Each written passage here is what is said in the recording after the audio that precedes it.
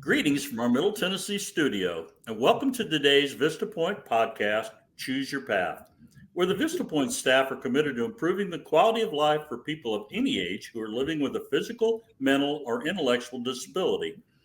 I'm Bart, your podcast host. My role is to walk with you on this journey of discovering and using Special Needs Trust.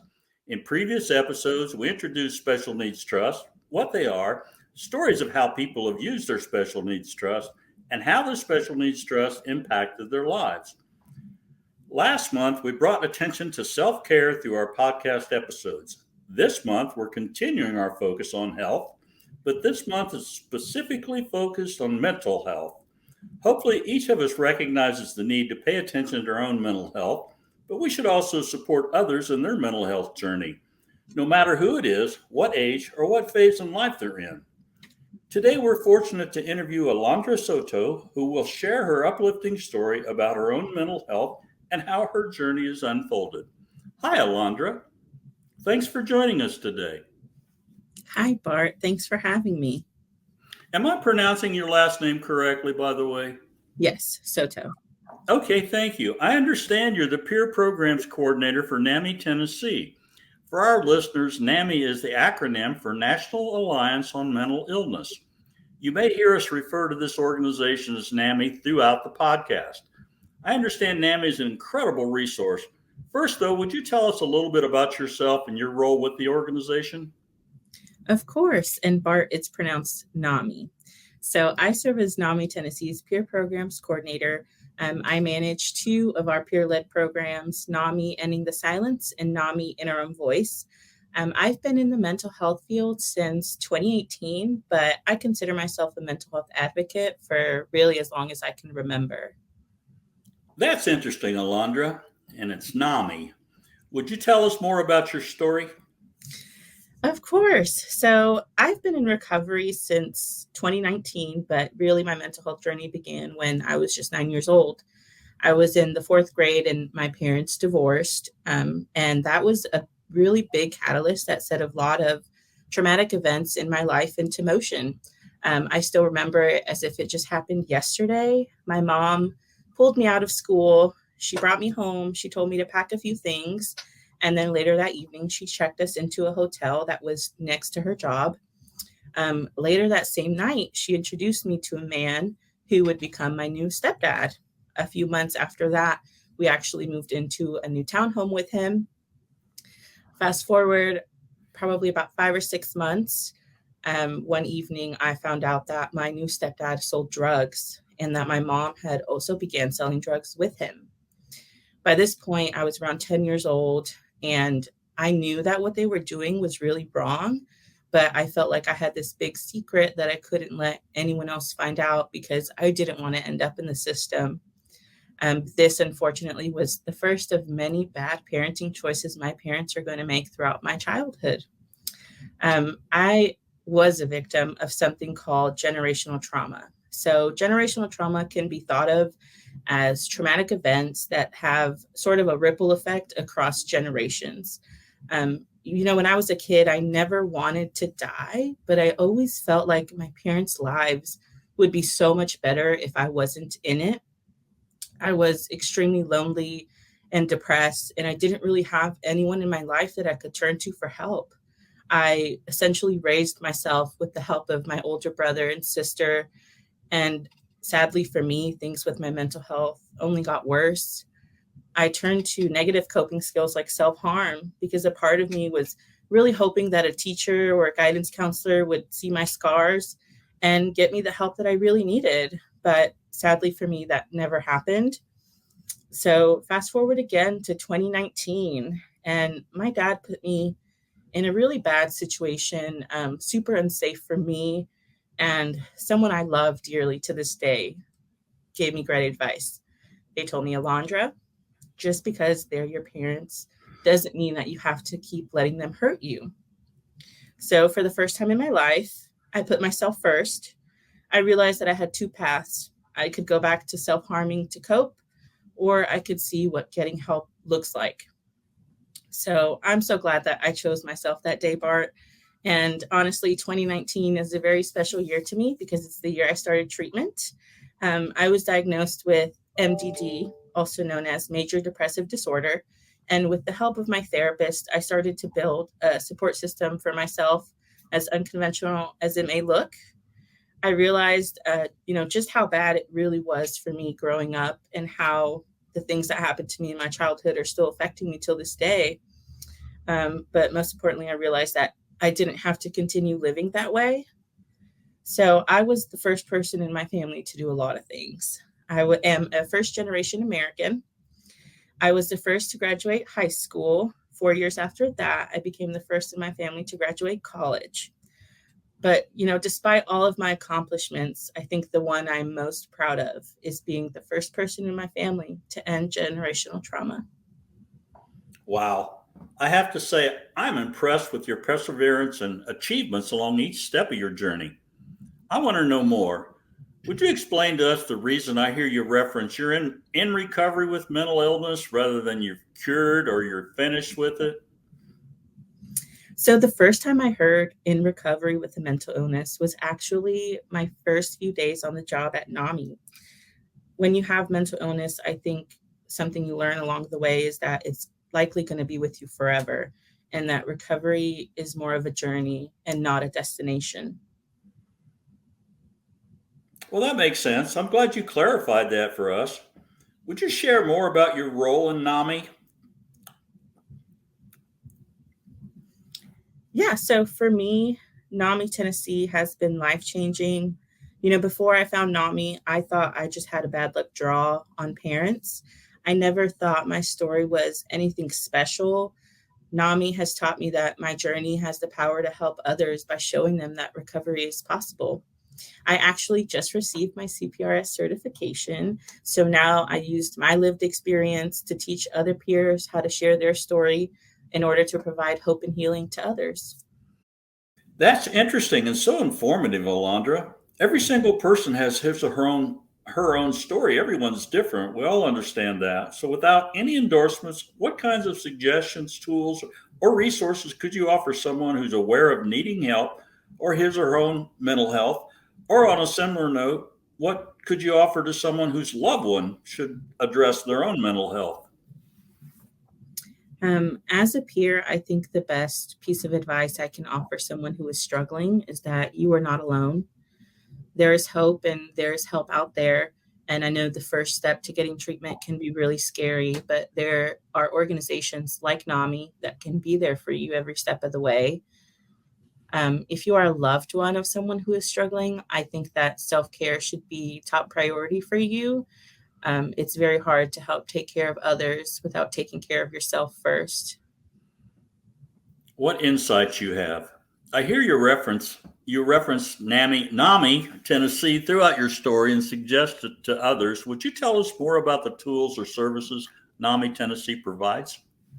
Certainly. So I know that Vista Point serves those with disabilities, and while we don't have programs geared towards that specific population, we do serve everyone in the state of Tennessee.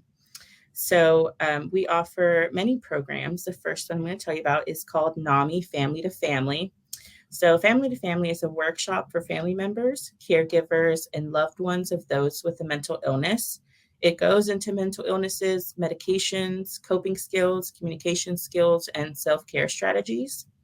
Up next is NAMI Basics, which is a workshop for parents and caregivers. It covers mental illnesses, medications, and in-depth documentation help.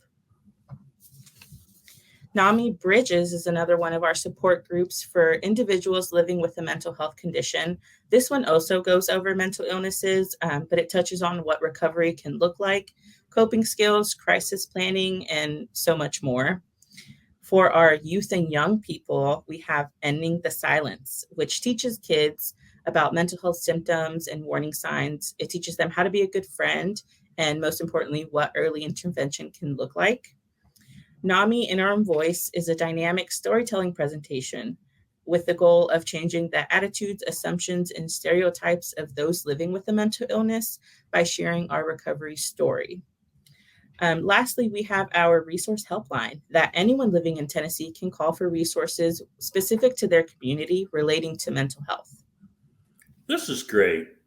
Are these available to anyone throughout the state, even in the rural areas? Absolutely. So NAMI operates on three tiers. We are national, meaning that we're in all 50 states. And then you come down to the state level where I work. Then comes our affiliates, which are volunteer led and are more at the county level. We have about 20 affiliates throughout Tennessee covering all of the regions. Thank you, Alondra. This is valuable information you're providing us. Such an insight into mental illness and resources. Would you tell us the best way for people to contact you or find out more about NAMI Services Tennessee? You can visit us at namitn.org. You can give our office a call at 615 361 6608. Our resource helpline number is 800 467 3589, which can also be found on our website. Thank you again, Alondra. Now we're going to move into our new segment, Ask the Expert. Miss Darlene Kemp is the Tennessee expert on Special Needs Trust. She's here to answer questions asked by our podcast listeners. Hello, Darlene. It's good to see you today.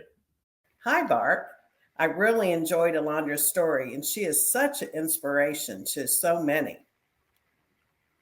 We've been talking with Alondra about learning in recovery of mental illness. Our first question was stated in person by a public gathering rather than sent in to us electronically.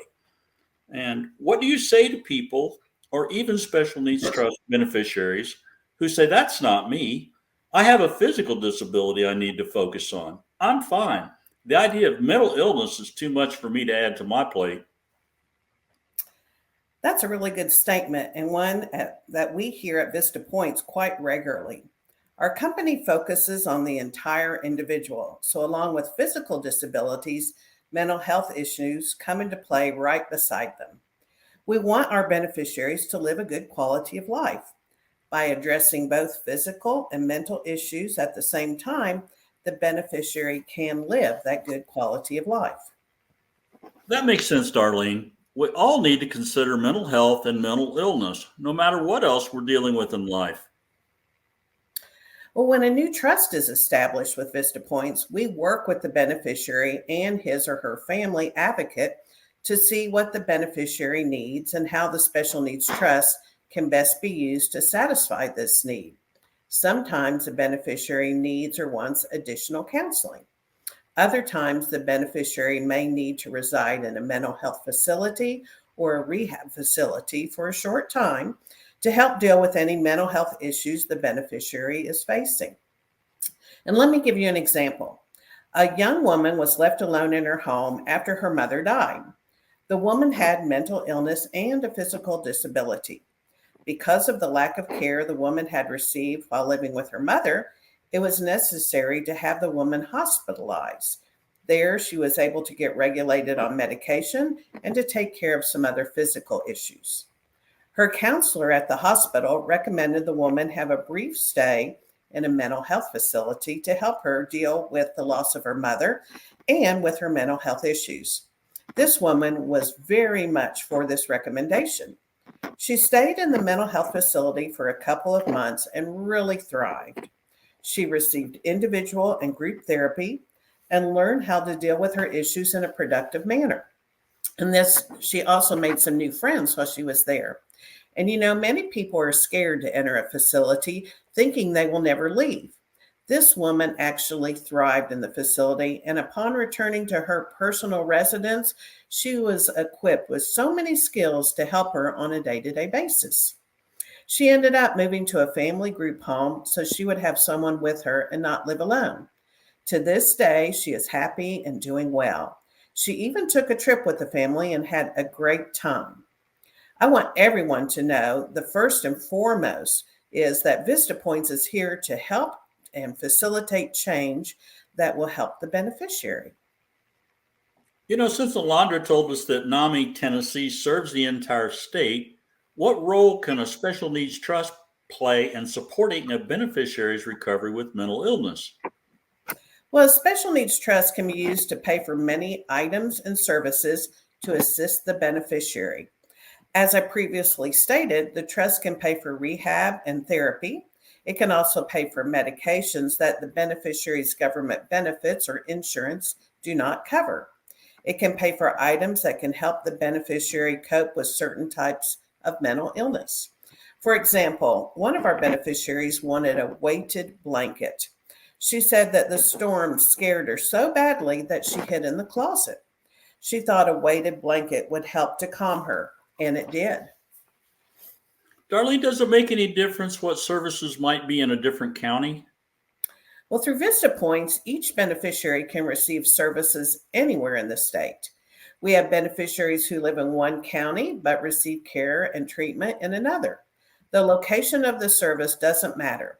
The trust will pay for services that the beneficiary's government benefits do not cover. Thank you, Darlene. And thank you to our podcast listeners for tuning in to today's episode, Choose Your Path, a Vista Points podcast. Don't forget to ask your questions. If you haven't yet, I encourage you to do so. You can ask your questions over the phone by calling Vista Points office at 888-422-4076. That number again is 888-422-4076. Each of the Vista Points team is happy to answer your questions and assist you in whatever way they can. Or you can also ask your questions to the Facebook page, Vista Points Inc. That's Vista Points INC. Or you can send a direct message, otherwise known as a DM. I'm happy to say our podcasts have become smart resources for many people. You can subscribe to the Vista Points YouTube channel and be notified of the latest episodes to go live, which is on the 1st and 15th of every month. The YouTube channel is named Vista Points SNT. That's SNT as Special Needs Trust. You can also find past episodes and their transcriptions on the Vista Points website at vistapoints.org.